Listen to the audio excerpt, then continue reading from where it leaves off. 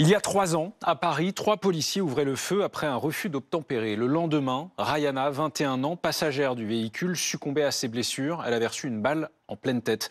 Bonsoir Florian Lastel, merci d'être avec nous ce soir dans Newsbox. Vous êtes l'avocat de la famille de Rayana. Si vous êtes là ce soir, c'est parce qu'il y a quelques jours, une juge d'instruction parisienne a rendu une ordonnance de non-lieu au bénéfice des 3 policiers qui ont fait usage de leur arme il y a 3 ans, en retenant la légitime défense.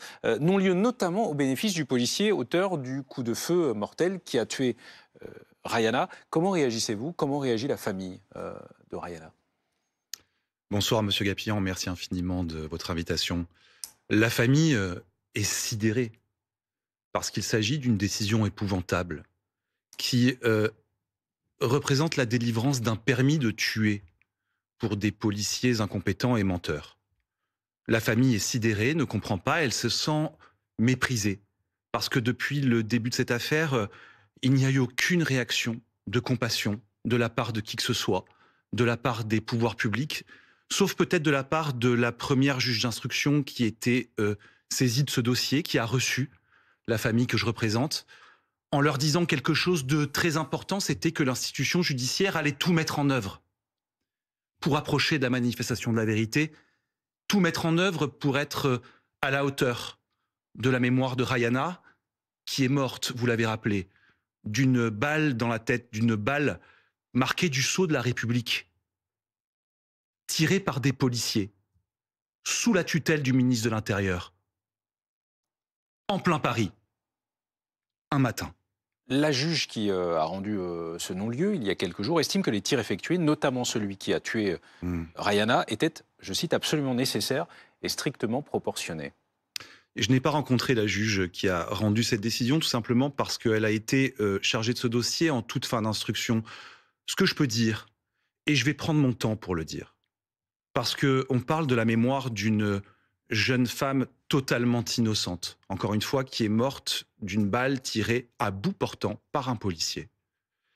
C'est une décision qui est intellectuellement paresseuse, qui est juridiquement erronée, qui est factuellement aberrante, qui est humainement épouvantable. La famille se sent méprisée aujourd'hui parce qu'elle n'a reçu aucune explication. Et par-dessus tout, voyez-vous, nous avons joué le jeu. La famille n'a pas souhaité organiser des manifestations, la famille n'a pas souhaité faire du bruit, la famille n'a pas souhaité que, comme souvent dans ces affaires-là, les plateaux de télévision soient remplis de débats pour essayer de faire naître une émotion particulière dans l'opinion publique. Non, la famille a voulu jouer le jeu. Et ce qui est grave, c'est que tous les moyens n'ont pas été mis en œuvre. Je prends simplement un seul exemple. J'avais sollicité qu'une reconstitution sur les lieux soit effectuée. En la matière, c'est le b.a.-ba. Cette reconstitution a été refusée par cette juge d'instruction. J'ai effectué un recours. La cour d'appel devait statuer. La juge d'instruction n'a pas attendu que la cour d'appel statue pour rendre ce non-lieu. C'est pourquoi la famille se sent particulièrement méprisée.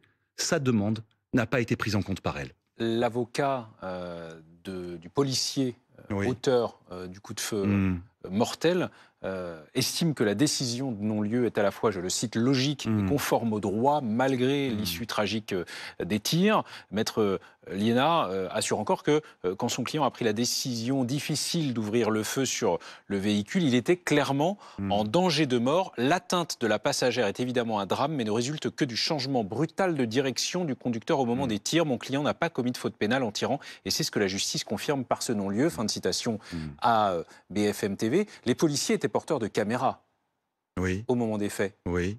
qui ont Oui. parlé Oui. dans le cadre de l'enquête puis de l'instruction. Oui, il y a une vidéo dans le dossier qui démontre à sa simple vision le contraire total de l'argumentation de mon confrère. Mon confrère, soit dit en passant, qui, alors que Rayana se trouvait à l'Institut médico-légal et que son corps était autopsié, se rendait sur des plateaux de médias pour s'émouvoir du fait que ses clients étaient placés en garde à vue et n'avaient pas de lacets.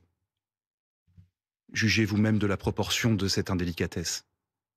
Rayana ne connaissait pas le conducteur du véhicule dans lequel elle avait pris place ce matin du 4 juin 2022. C'est bien ça? Je ne sais pas.